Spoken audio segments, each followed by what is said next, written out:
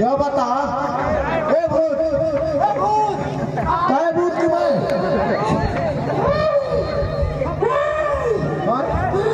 औरत के हंसका कहीं तक खाए हो बेटा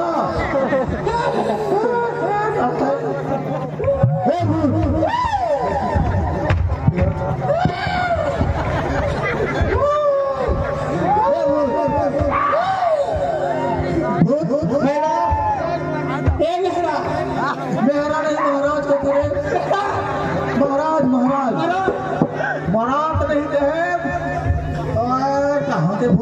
ये बता कहाँ क्या है? मैं कहाँ ले आए हैं? यहाँ क्या हगरी करवा लो? हगरी करवा लो? होता रे? ए परे तीन?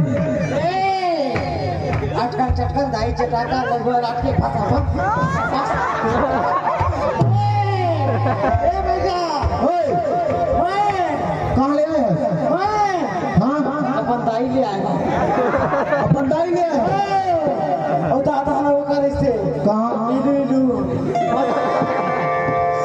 भैया ये बता ओए चल दे कहाँ चल दो नहीं तो तोला चल पकड़ा तो तोड़ला अरे ये बता ये छोड़े तम कहाँ ले हाँ काले फूल डौकी पैसा ले भी डौकी ने अरे एला छोड़ दे हाँ मुर्गी बना बनी मुर्गी नहीं बना मुर्गी तो चाहिए आमलेट अंडा 12 किलो चाहिए हाँ वाह 12 नंबर के अंडा चाहिए 12 नंबर के हाँ नहीं तो तोरो अंडा मसाला तो